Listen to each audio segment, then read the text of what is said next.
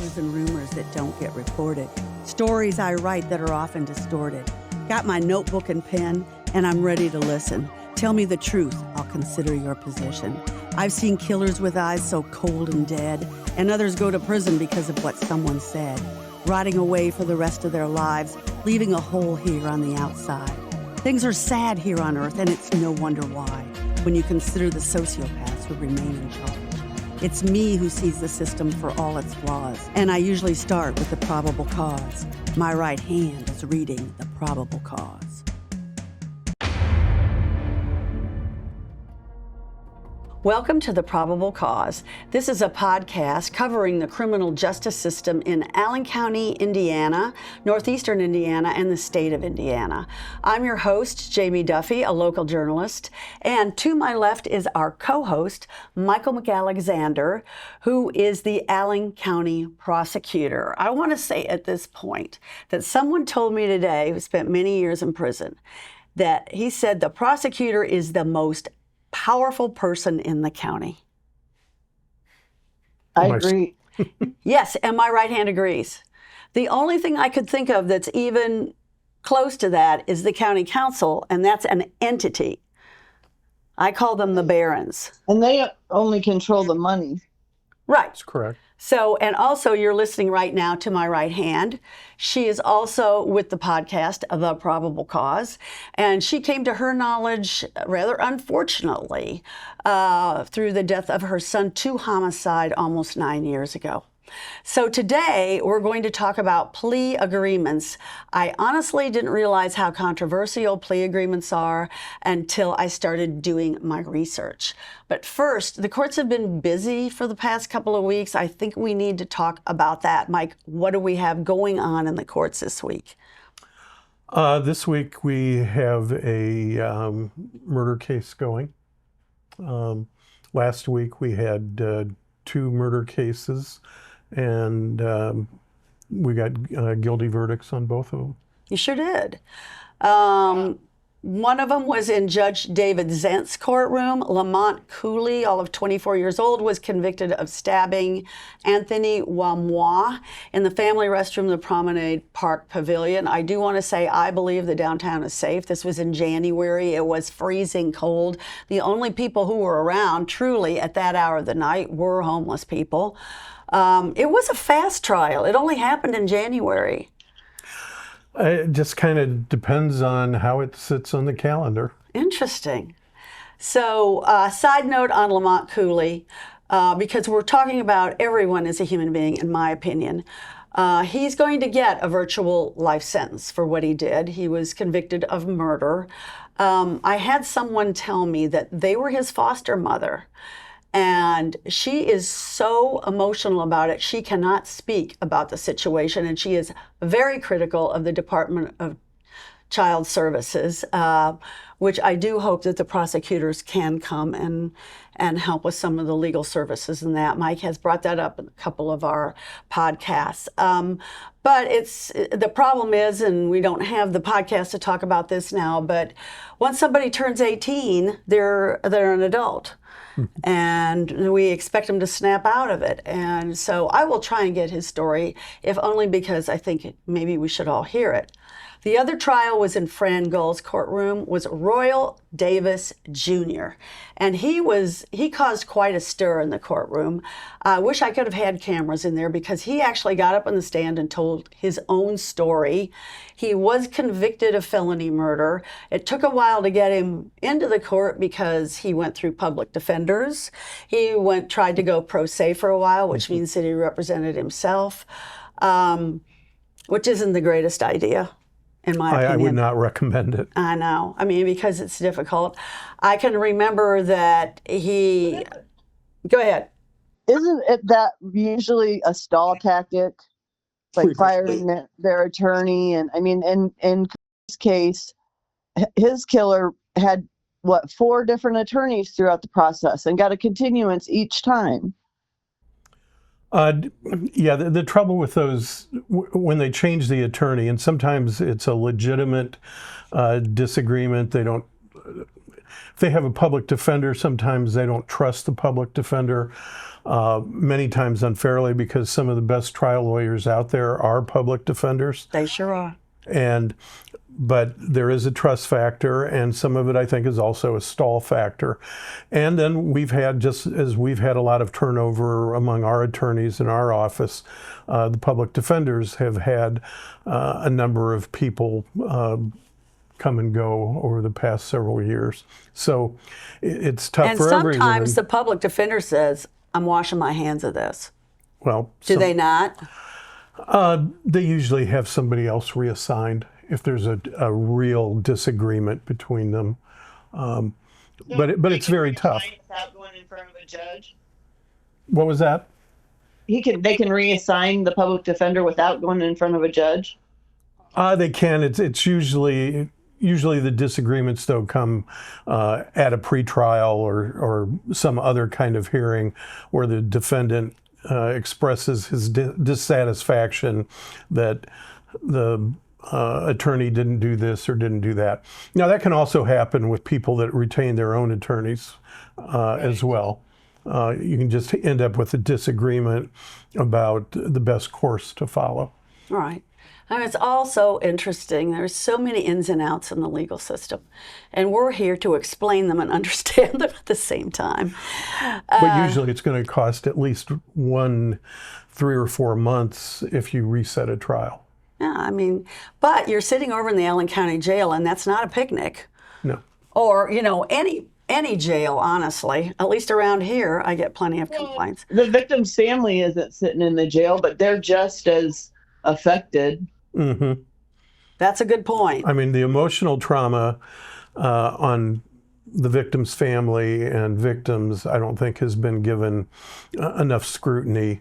I just ask people to think about if you were raped or something and you had to emotionally get ready to testify in front of a bunch of strangers about the worst day of your life. And we have these trials where we may come up on trial date and have 4 or 5 cases still ready to go, and then they get bumped at the last minute. And actually, the defense attorneys have complained to me about that too. Well, it's frustrating for all of us because we have to prepare.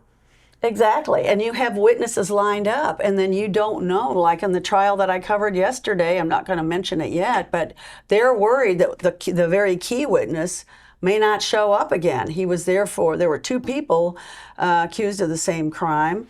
And now, I mean, he did testify in the first one, but now they're not so sure he's going to come back. So it's like, it can keep you up at night.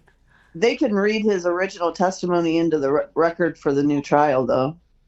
Is that right? If he's unavailable, yeah. Okay. Well, I would.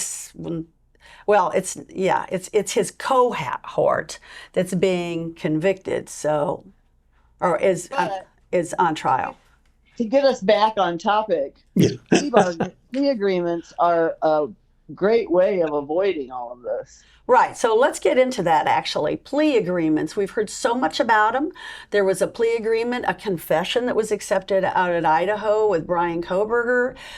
He confessed to killing those 4 university students. How heartbreaking it is to see that picture over and over again and then see him sitting in court. My brother is furious about it because it takes away Idaho's right to execute him. I guess they have capital punishment there. On the other hand, it will not, his family won't be dragged through it, and the victims' families, and that's what they're saying about that. So a plea agreement is also known as a plea bargain. It's a negotiated agreement in a criminal case where the defendant agrees to plead guilty or no contest, got to talk about that, to a charge in exchange for concessions from the prosecution. These concessions can include reduced charges, a recommendation for a lighter sentence, or dismissal of some of the charges. Mike, do we have no contest in Indiana? No. Okay, because... Not really. I mean, if you want to plead straight up, you can do so. Well, what does that mean? No contest is not admitting guilt. It's just taking the consequence without admitting guilt. Well, here you have to establish a factual basis for a guilty plea. Right. Okay, so when you plead straight up, does that mean, yeah, I did everything that you charged me with? And then They have to allocute to that in court in front of the judge and the victim's family and everything. Now, that's an SAT word right there, allocute. All right? And so that means that if you are going to plead guilty, you have to go in front of the judge and everybody else and tell them. And in Sam Kern's courtroom particularly, he lines them up and they all have to say, yes, I did that. And it's a very interesting day in court. I recommend it to everybody. And it's more than yes, I did that, and way less than a trial, but does give the victim's family and the judge and the prosecutors like an in to some of the information. So it's better than nothing as far as the victim's family goes. And I mean, having been through 2 trials, when I first entered this vast arena of the criminal justice system, after my son was murdered, I honestly was not a proponent for plea agreements, and I swore I would not be accepting of a plea agreement in this case. But I've changed my mind after having been through 2 trials. I talked to families about seriously considering plea agreements because you get the allocution, so you get them to at least admit what they did, and you don't have to go through and hear all the gory details and all the horrible parts about it. And the autopsy photos. Right. Don't forget those. Right.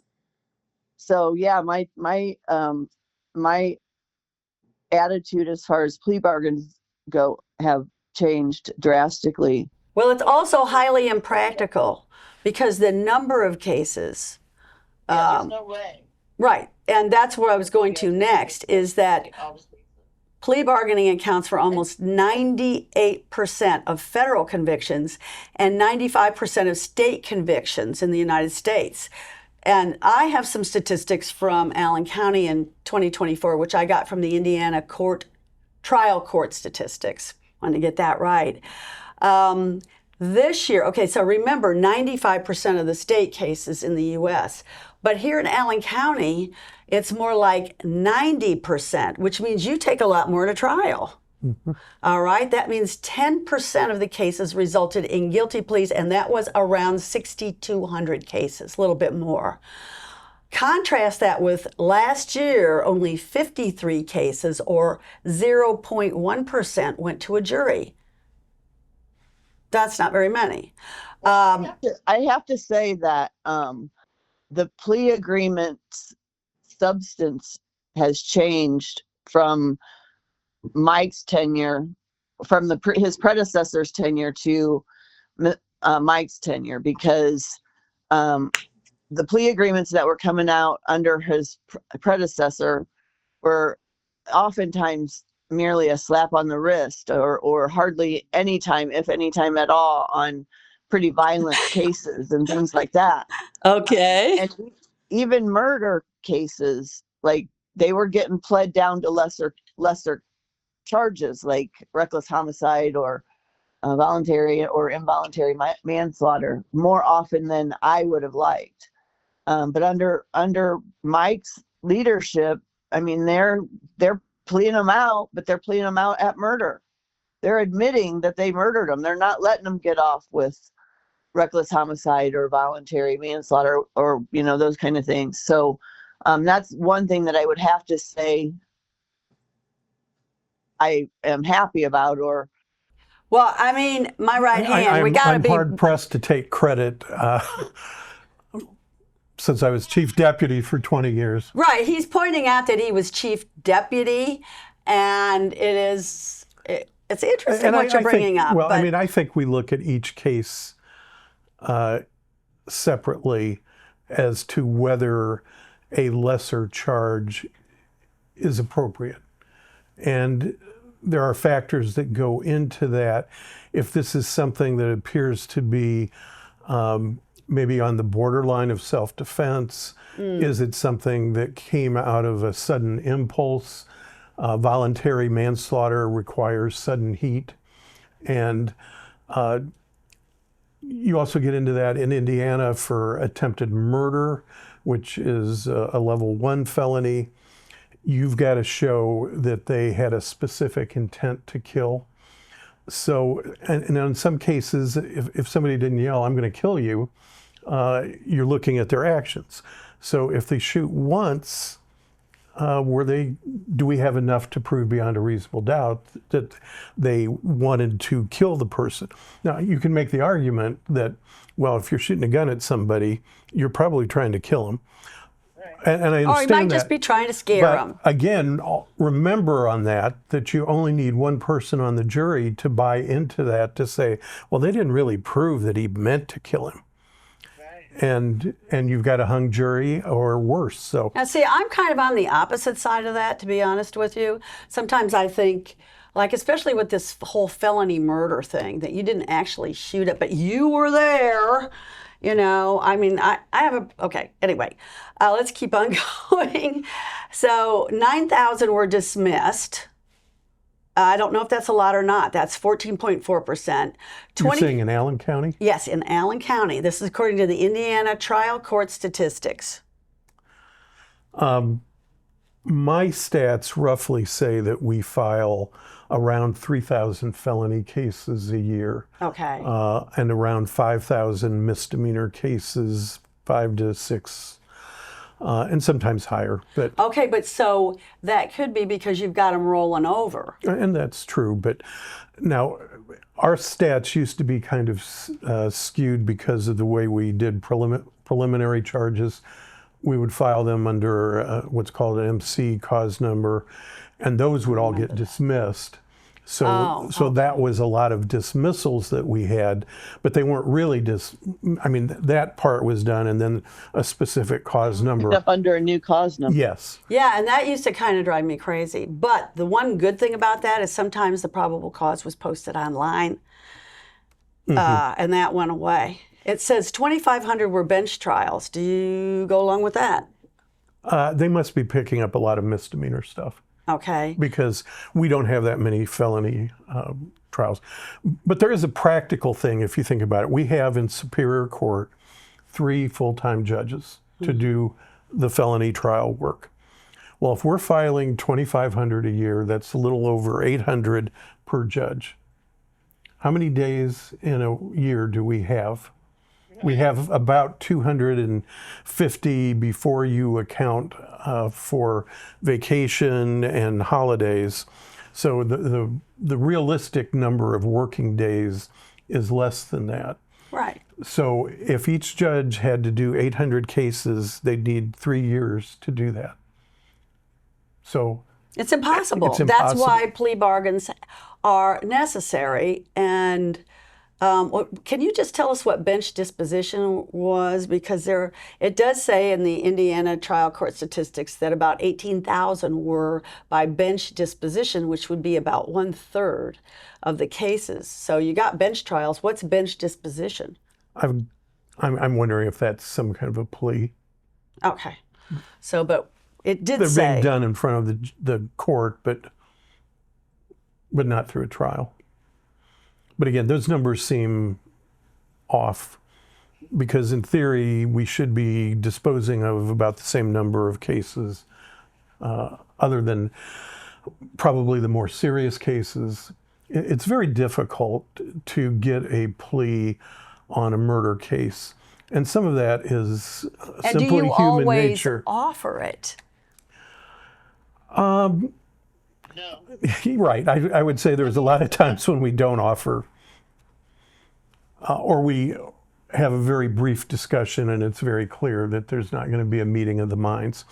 And some of that is 20-year-olds. If you're a 20-year-old defendant and your attorney says, hey, if you plead to this, I can get you 45 or 50 years on this murder case. And you do the math, you have to do 3/4 of that time. Hey, and I'll get you out when you're in your mid to late 50s. Sounds like a great deal. Well, when you're 20 years old, you can't imagine being 50 years old. Right. And spending the next 5 years, much less 50 years in prison. And on some of the cases with the gun enhancements, The murder range from 45 to 65. And Goes if you up to add, 85. Yep, you add another up to 20 years on that, and that's effectively a life sentence. Oh, it is. The virtual life sentence is 50 years or more. So there's a reason why a lot of those cases, I mean, murder cases are very hard to get any pleas out of.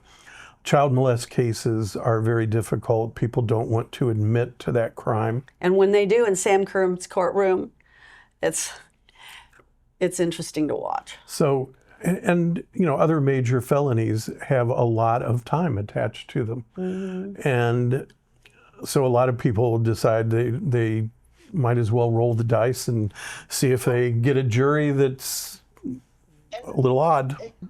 It depends if they have a public defender or a paid attorney too sometimes.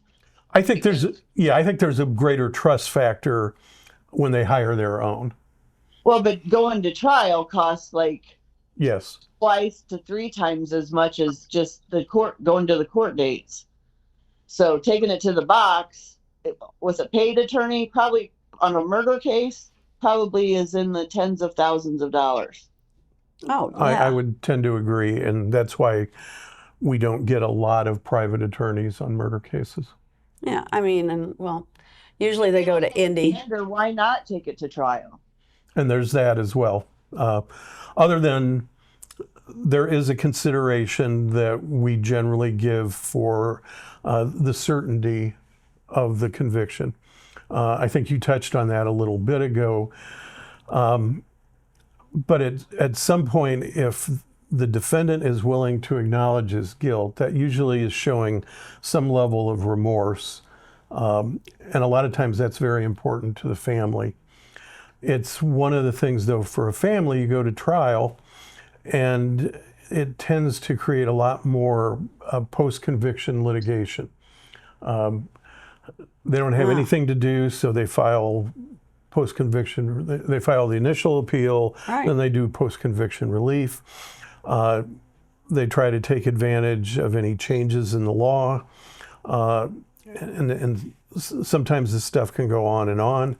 It's really tough on the victims. We certainly see that in death penalty cases where the litigation doesn't seem to ever stop.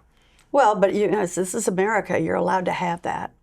That's true. So, where was I? I was going to say, taking it to the box was actually advantageous for Jeffrey Harris a couple of weeks ago, because he was charged with a felony 2 and a felony 3 on the burglary charge.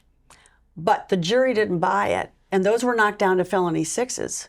So by the end, he was convicted on everything, but they were much lesser charges. So he's already got one conviction anyway, but it was smart for him to take it to the box, even though the evidence was, in my opinion, pretty overwhelming. He kicked in the back door. There were witnesses. He shot up the house. He dragged his ex-girlfriend out to the middle of the street and pummeled her in front of the whole entire neighborhood. But Well, that's a good example of, you know, we think that the instructions are pretty clear that the court gives them about how to connect those up. In that situation, it's my thought that part of the trouble is when people hear burglary, they think something got stolen. right, I do. And Do you, my right hand? When you hear burglary? No, burglary is just entering. Right, but you know that from your knowledge. I didn't. I thought, oh, okay, burglary. He must have walked off with something. I mean, it's robbery if they actually take something, I think, right, Mike? Well, robbery is from a person. Right. Burglary is of a building. But our burglary statute is structured that the breaking and entering can also be called what we call residential entry. And that's So- what they knocked it down to. So he, I believe, kicked down a door, then went in, and he didn't try to steal anything, which is kind of the traditional burglary, but he did shoot his gun in the house at people. I mean, And that was the felony that he entered to commit, that the jury did not find him guilty of the burglary. Can we just say here, people, you guys who have guns, would you please use your sense? No matter how mad you get, you're going to spend years in prison. And you don't want to go to a prison in Indiana. They're horrible. All right, so never mind, I'll get off my soapbox. We have certain types of plea agreements that are different here. So let's discuss this. The first one is charge bargaining. The defendant pleads guilty to a less serious charge than the one originally filed. Is that common here in Allen County in northeastern Indiana? Usually when people talk charge bargaining, they're talking about pre-charging, and you come to an agreement before you file any charges that you'll file something lesser than what you potentially could, with an agreement that they'll plead guilty to it. So wait a minute, before you even file charges, you're talking This doesn't happen very often. to the defendant and saying, all right, yeah? In some cases, They must already have an attorney. right. Okay. In some cases, that will come up if you've got a lengthy investigation into something, and you can go a couple of different ways with it. We don't do that. I'm trying to think if I've ever really done it that way. Yeah, because I mean, even Tessa pleads out murder cases only on murder. Mhm. Like if they'll agree to the murder and 50 years, then she'll plead them out. But that's what it's got to be. Yeah. Now Okay, there so are- we should as I say said, here, there- when she says Tessa, she's talking about the Allen County Chief Counsel, Tessa Helge. And probably does the majority of murder trials now. Go ahead. well, she's the homicide section okay. chief as well. Part She's of her the duties. homicide section chief now. And then she goes home to her family. It's amazing. Mm-hmm. Right. Again, depending on the circumstances of the case, there are some cases that are charged as murder that might appropriately be voluntary manslaughter. Could potentially appropriately be reckless homicide. But those are relatively rare. The difference being that murder is knowingly or intentionally killing another person. Reckless homicide is killing somebody recklessly. Which We is see what I that think more- Jamarian Thomas should have gotten. Well, and that's where we see a lot of that in car crash cases and stuff. Okay. But voluntary manslaughter requires sudden heat. So it's kind of falling in between there. And depending on the factual circumstances, we certainly have pled cases to voluntary manslaughter. Another thing we haven't mentioned is pleading to guilty but mentally ill, Oh. where in theory they're supposed to be given treatment in the Department of Corrections, but it doesn't really change the charge. But there are people that is an appropriate way to look at the circumstances of their case. Well, we've definitely had mentally ill people.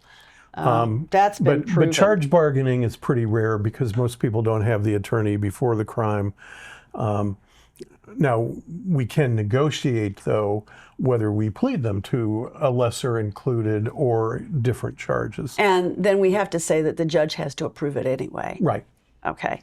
So then we have sentence bargaining, because I've got 3 of them here. The defendant pleads guilty in exchange for a specific sentence recommendation or a sentencing range. That's probably the most common. Now, we call that a fixed term sentence, or sometimes we'll do a range. We call it a cap. Whereas, say the maximum sentence is on like a level 3 aggravated battery, the maximum sentence is 17 years. Maybe we'll do the cap, depending on what the circumstances are and the past record, say a cap of 12. So that bounds us from not going above that number. And sometimes we'll put a floor in. Meaning the court can't give them less. Maybe we would do a cap of 10 with a floor of 4. And then everybody's free to argue for what's in between. This is okay. The next one is fact bargaining. The defendant agrees to admit to certain facts in exchange for the prosecution withholding other facts that could lead to harsher charges or penalties. That may be something that's more of a federal kind of consent decree type of case. We don't do that. We're pretty much more black and white. You either plead guilty to it or not. And these are the facts. Yep. And these are the facts that we have through our investigation. And of course, the plea deal stuff can take place at any time, right? And our statutes are structured a little different, where we have lesser includeds. I think so. What's a lesser included Well, mean? like the crime of battery. Okay. You start that at a B misdemeanor, but it can For go the first charge. well. If you touch somebody in a rude, insolent, or angry manner, that can be a B misdemeanor. If you have injury, it raises to an A misdemeanor. You then get into various other factors regarding the severity of the injury, the status of the victim. Under a certain age is enhanced, over a certain age can be enhanced. Pregnant women are protected under the battery statute. So you can go from a B misdemeanor pretty much up to a level 3 felony. And it What would be called the battery. lesser included then? Well, usually you're adding something to it. So if you've injured a pregnant woman, you've also just injured a person. Yeah, so Jamie, they can't stack them and say, oh, you did this misdemeanor, we're going to charge you with that. And because you did harm, you did this other misdemeanor, so we're going to charge you with that. And because it was a woman who is pregnant, we're going to charge them with that. Like, they can't stack them up. They have to accumulate them. Right. Battery with a deadly weapon, battery causing serious bodily injury, So then battery to a pregnant woman. So in theory, you could shoot a pregnant woman and cause serious bodily injury. So you could file under 3 different theories as a class level 5 Actually, felony. I feel like I've seen that before. And then You have. the last trial that I was trying to get the defense attorneys to tell me what was going on, because he had 2 resisting charges, and then there was he pled guilty to only 1. You know, it was that type of thing. So there's a lot of horse trading going on here. Well, that's a way of charging. A police officer tries to stop you. You're in your car. You take off in the car. You then get slowed down, whatever, stop the car, take off running. So you've got the 2 felony. resisting. Yes. You cannot win. You better get yourself a good attorney. And that's why you see that I think does confuse people, that you can see 5, 6, 7 charges for a single incident because you're covering all of these different scenarios. But then when you actually see the sentence, that's where we frequently would dismiss lesser included charges or the minor charges that aren't going to be stacked on top of each other anyways. Well, that's kind of you. All right, let's go on to the American Bar Association, which when I told Mike I was going to bring this up because they did have a plea bargain task force, he did roll his eyes, okay? But anyway, they started in 2019 with this plea bargain task force, and I do have here people who were on the plea bargain task force. It's a very interesting list. I went over it with my right hand the other night, and we discussed it. But some of the key points of it included that jurisdictions are able to direct greater resources to investigations in cases that do proceed to trial. So that's something in favor of plea bargains. In other words, look, we've got these big investigations. We're all in agreement that you did this, and so let's do a plea on this one. What do you think to that one? Well, I think it's a waste of time if the defendant knows what he or she did. There's a little bit of gamesmanship because I have to prove what they did, right, and I have to have the appropriate witnesses to do that.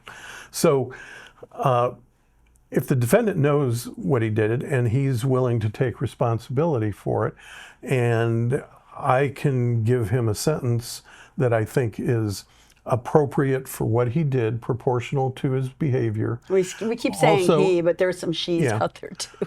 And also look at the rehabilitative side of it. And almost every plea if we have a term of probation, we're asking that there be a substance abuse or psychological or both evaluation on the person. And the condition of probation for that is for them to follow a treatment schedule for that problem. And I mean, I know a lot of people scoff at this, but we don't really want them coming back. If we could stop them from coming back, it would be great. Yeah, I see the same names. But so we're trying to do both, protect the public with a sentence that seems proportional to what they did, but also give them tools to stop from committing repeat Stop behavior. the shenanigans. Well, but Mike, it's not 100% your office's determination. Like, doesn't the judge have some say when it is involving a plea agreement? The judge under Indiana law has, when we submit a plea agreement, can do one of two things: accept the plea as written or reject the plea. They generally accept it. Now, depending on the plea may have, as we said, a cap or something, so the court may be making the ultimate decision on the actual number that the person gets. Well, and like community corrections versus jail or prison, like I have sat in the courtroom many a times where the person is out on bond, they come strolling in, they're expecting to get community corrections. Their attorney, their attorney has said, "Oh yeah, I've talked to the prosecutor and we all agree on community corrections," but then the judge sends them to prison. And that has happened. Usually, we will put in the plea agreement whether we have an objection to home detention or community corrections residential. But it's still, we're putting that in, no objection. We're not saying that they have to do it. Well, you can't boss a judge around. Well, so. the only time we say that you have to, well, we put in they're eligible for home detention or community corrections, or if eligible. Right. So they have to meet the criteria and the approval of the court. It's not mandatory on the court to do that. So what the ABA says, though, that plea bargains are a way of efficiently disposing of some cases. Defendants do use the plea process to avoid, now get this, some of the most severe aspects of the criminal system. It's true. I didn't think he was going to agree with that. But under Indiana law, Appellate Rule 7B, I think it is, if we give somebody too strong of a sentence, they can challenge the sentence in the appellate courts. And that's what murder cases all the time. Yep. Yeah, but they never, they can challenge all they want. Well, that's why you'll hear from the courts. The standard is kind of, the worst of the worst. If you max somebody out, in Indiana, we're given a range where there's an advisory sentence that's mid-range of all of our different levels. And to go above that or below that, the court is supposed to find aggravators to put it over the advisory or mitigators to take it below. And if those, in the view of the Court of Appeals, don't measure up, the Court of Appeals can reduce that sentence.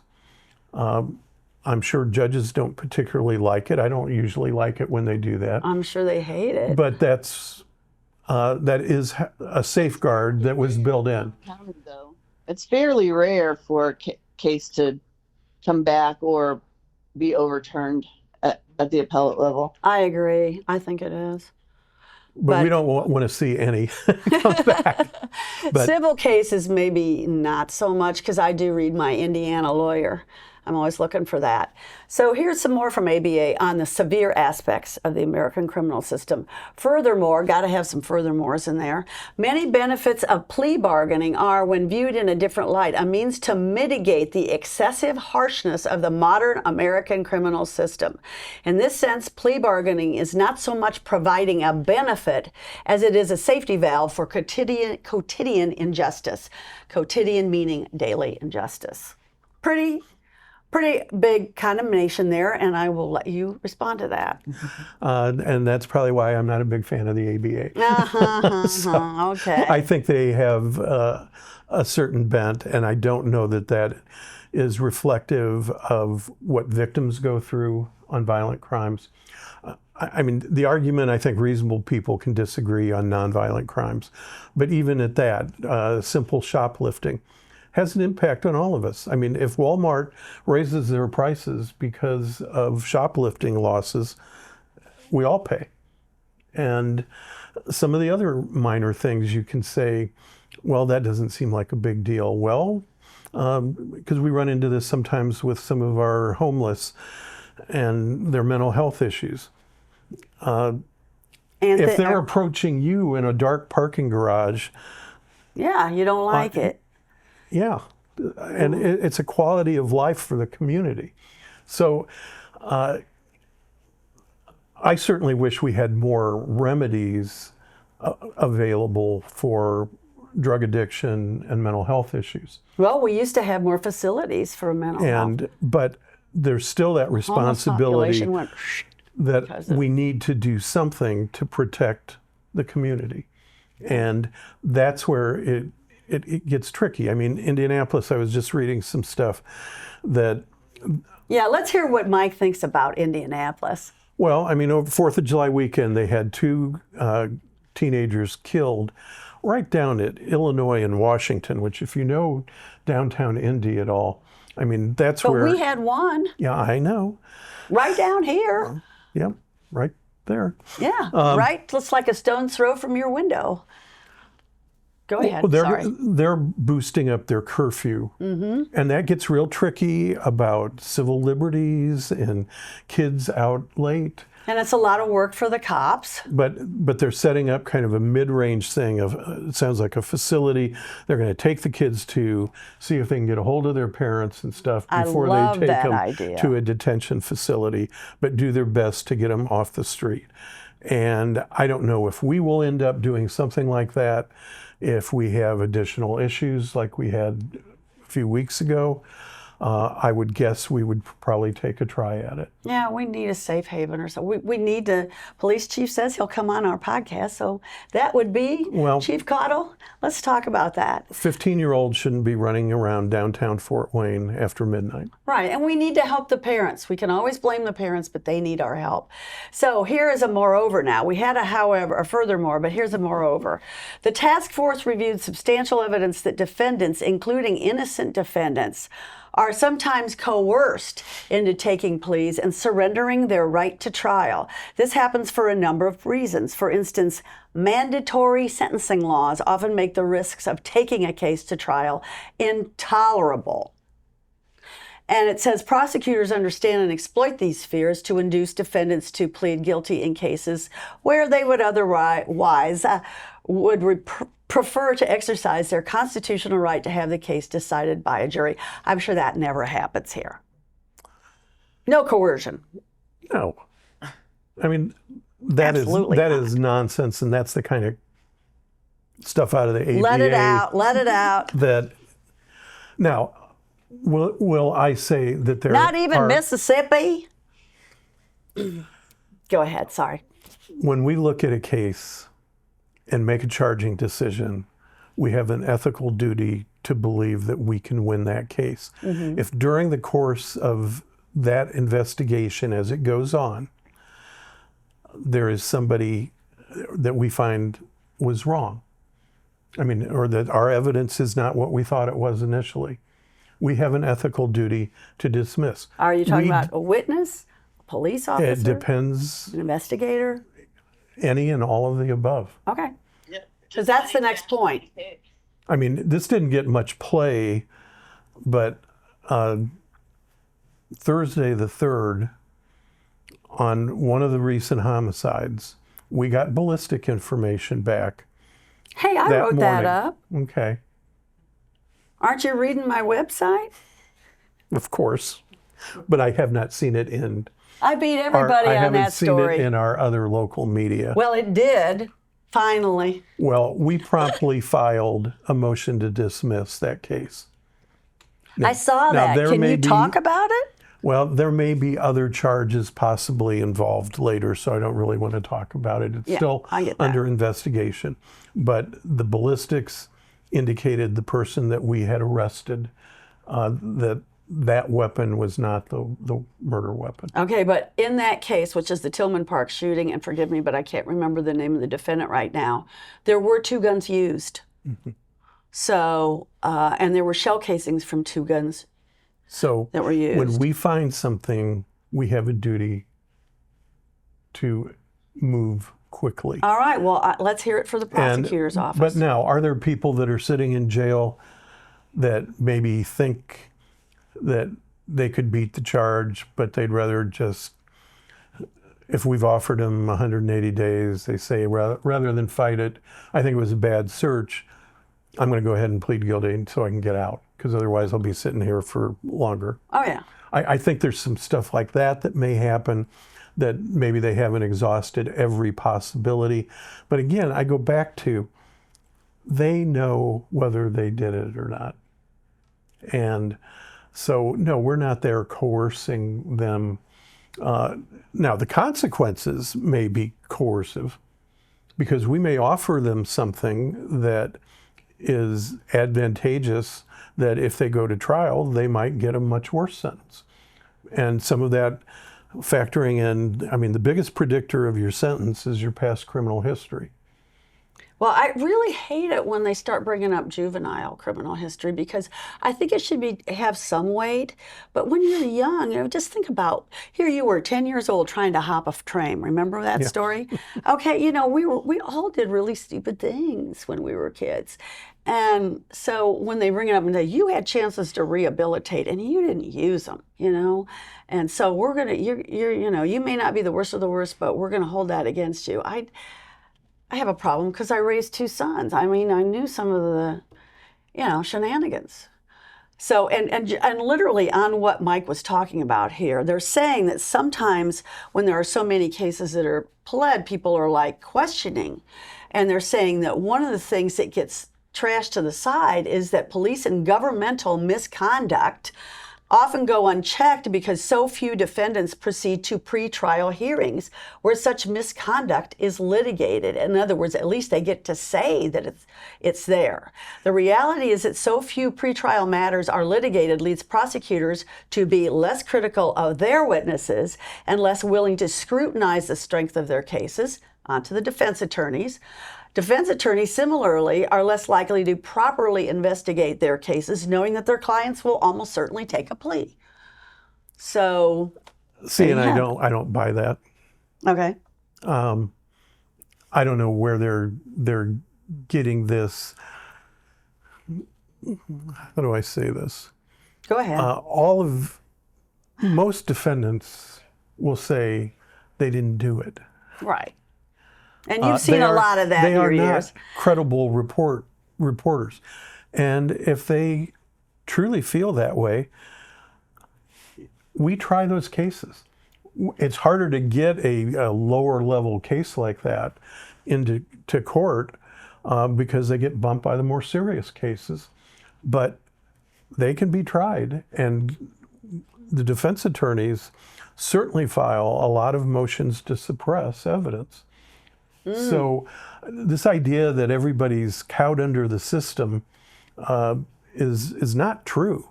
And it's not what happens in our courtrooms every day, at least in this county. So saying that kind of stuff makes it sound like the system is rigged. And I have heard people in the community say they think they have to take our plea. And I'm going, well, I've certainly had more than enough pleas given back to me saying, I'm not doing this. Or it's a negotiation. We'll accept this. Can you make that 10 years, 8 years? That's pretty common, but that's more. I'd probably do something like that. Well, I mean. Can you shave a couple of years off? You do that when you're buying a car. Well, that's true. Actually, there's somebody later on in Cora, I love Cora, that compares plea bargaining to buying a car. Very interesting that you said that. The ABA also, this is going to get your dander up. Black defendants in drug cases, for instance, are less likely to receive favorable plea offers that avoid mandatory minimum sentences, and as a result, receive higher sentences for the same charges than white defendants. And that is the same is true for gun cases. Again, I think they're talking federal stuff because not every state has mandatory minimums. Indiana, we used to have a pretty broad, up until the criminal code reforms of 2014, we had a non-suspendable part of your sentence, that if you had a prior felony within a certain number of years, depending on what level it was, you had to do the minimum. So if you had, like, under the current code, level 4 is 2 years to 12 years. You would have had to do, and you had a prior, you'd have to do 2 years minimum. But I think the feds have a much different setup than state court does. Well, one of the public defenders for the federal system told me that I think they have to do 75% of their time. They're up at 75, or I thought it was 85%. Yeah, so we're at 75 that's a problem now. with, you know, the criminal justice system. I think people is like, oh, you know, crime's everywhere, when actually crime has gone down. And then, you know, let's get tougher on them and tougher on them. And meanwhile, you know, we've got 90-year-olds in prison. So the U.S. Sentencing Project is probably another one of your favorites. They advocate, now I think this is real, because I know somebody who's spending 80 years in prison right now, and he did not kill anybody, did not hurt anybody, just scared the daylights out of him. Advocates for sentencing reforms, including caps on prison sentences, which you did talk about before, and increased opportunities for sentence review, the second look laws, which could impact plea bargaining practices. The Sentencing Project launched the Second Look Network to support individuals seeking relief from lengthy or unfair sentences, including those negotiated through plea deals. Well, and Jamie, you got to keep in mind that at least in Allen County, I don't know if this is across the state or the country or whatever, but in Allen County, almost every plea agreement says that they agree not to appeal. Well, that's true. A lot of the fixed term stuff. Yeah. So in other words, a second look law could come into, it could be handy for somebody who really is spending way too long. But see, they get around that by filing a post-conviction relief and alleging that their defense lawyer was incompetent or ineffective. Okay, well, I hope you're listening out there. Those of you who are in Westville and Miami and Pendleton and they figured it out, I assure you.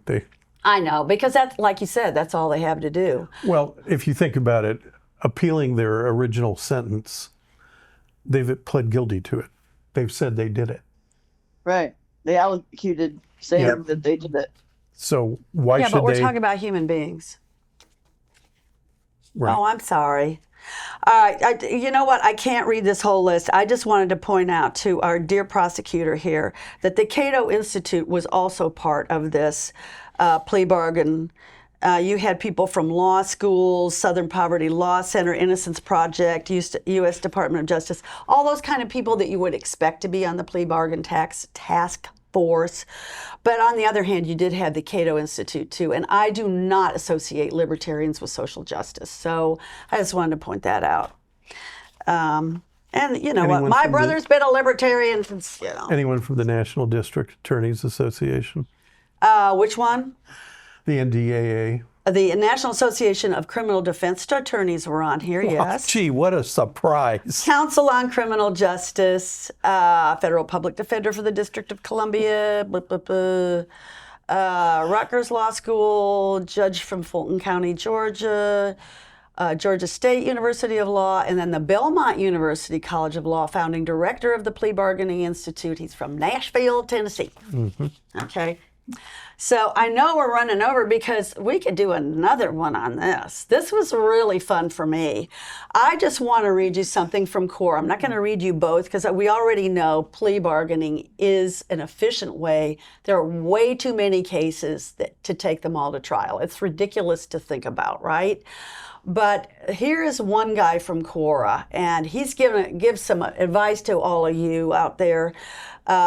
He says, many like myself have taken plea bargains for a number of reasons that have destroyed our lives. Mainly, we fear the fact that there is no justice in the justice system. Well, there is, okay. The DA, he's talking about elsewhere, not Indiana. The DA simply cares about a conviction and not whether a person is actually guilty, has political ambitions, and the accused is just a rung on that ladder. But I have come to believe in this rule. If guilty, take the best deal you can get. Wait until you are about to pick 12, then deal. If innocent, fight with your last breath and do not plea. Last word, either one of you. I think a lot of defendants. Go ahead. We'll let Mike have last. I was just going to say, we had cases that it looked like they were going to the box, and the day of the trial, they accepted a plea agreement. Yeah, what do you think about in the prosecutor's office when somebody does that? All your work's for naught. Well, one, we generally, other than on murder cases and sex crimes, we won't submit a plea, and the court won't accept a plea on the morning of trial. Aha. So if they want to plead, they need to do it before the day of trial. In very rare cases, there have been a couple of exceptions to that, but it's usually more of a almost a straight up plea where we dismiss a lesser included or something and they plead straight up to the lead count kind of thing. Well, I know I was sitting in court one day for Mr. Calvert, who is accused of killing our dear Marshall Linsky. And the judge there is a special judge from, I believe, Noble County. Tell me if I'm wrong. Yes. And he gave a time limit. He said, you can plead guilty, but you've got until this date. Which I'd never heard that before, but. We've had that happen here. I heard somebody talking about one of those this morning. Oh, really? Okay. I think Judge Zent does that, period. Judge Zent. I like Judge Zent. Mm-hmm. He's got a great sense of humor. But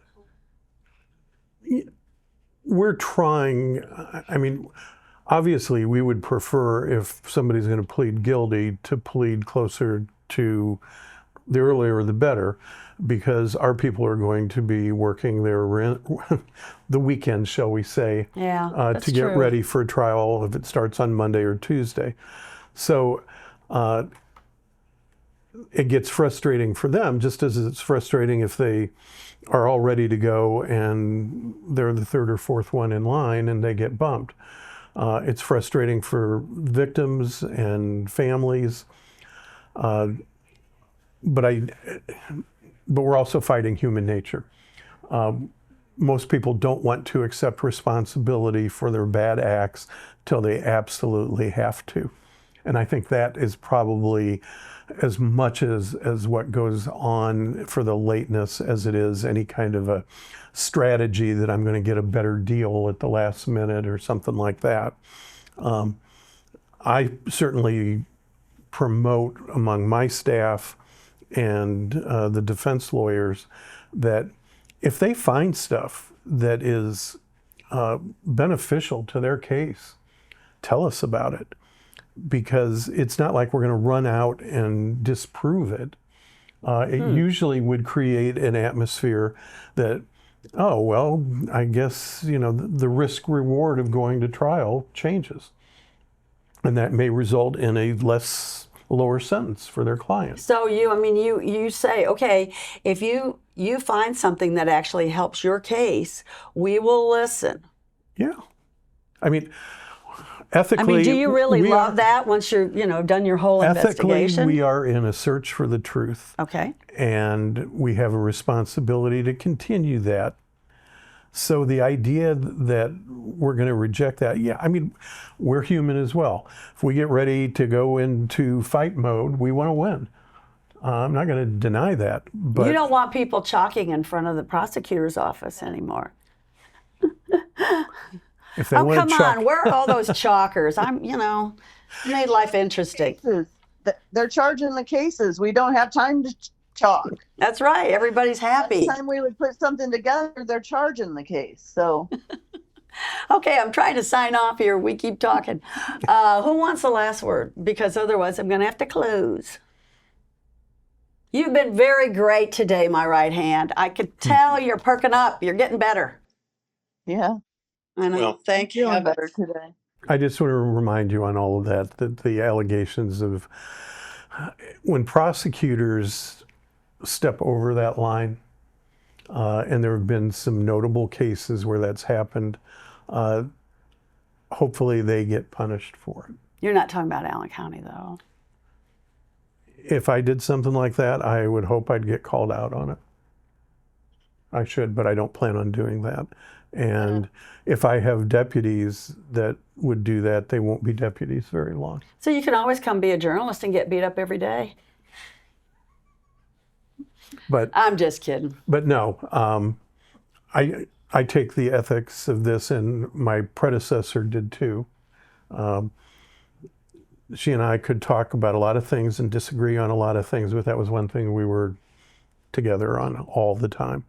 And that standard is very important to us. We should have her come on. That would be great. That would be so much fun. So I would just want people to have trust in the decisions that we make when we do plea agreements. We're trying to find that balance that is appropriate for the defendant, but also protects our victims. Well, you do have a lot of power because this ex-felon told me you are the most powerful person in the county. I've heard that before. You have, all right. Tell my wife. All right, y'all. This has been The Probable Cause, a podcast which we hope you subscribe to. It's www.theprobablecause.com. But don't forget, all the articles that I write and everything that we do is also on our Facebook page, The Probable Cause, and sometimes on my personal page. But I would love you all to subscribe. So for now, goodbye. This episode is filmed and edited by Frosty Pictures. The Probable Cause is produced by Maumee Media.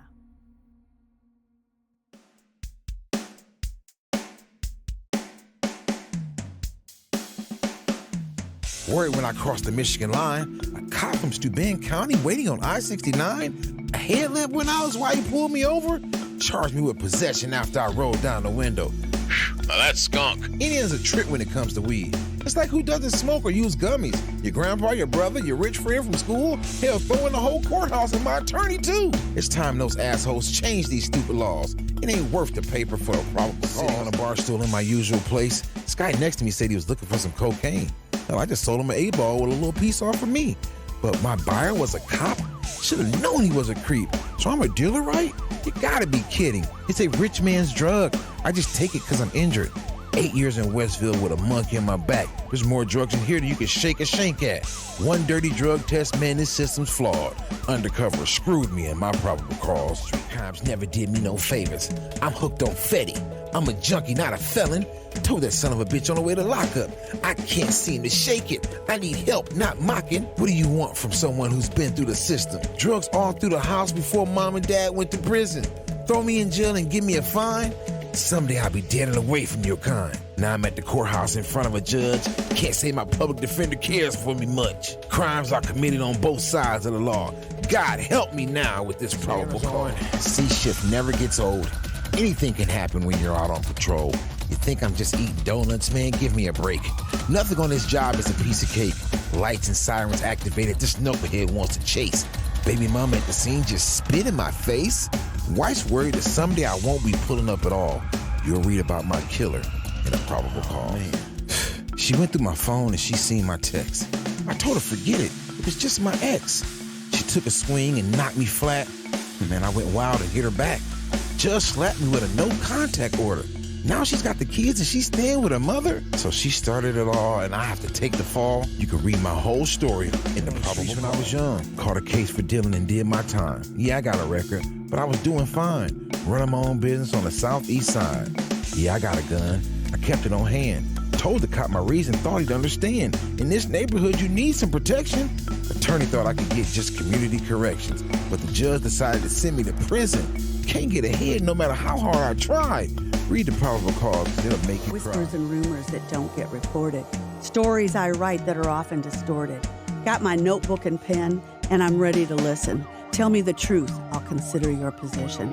I've seen killers with eyes so cold and dead, and others go to prison because of what someone said, rotting away for the rest of their lives, leaving a hole here on the outside. Things are sad here on Earth, and it's no wonder why, when you consider the sociopaths who remain in charge. It's me who sees the system for all its flaws, and I usually start with the probable cause. My right hand is reading the probable cause.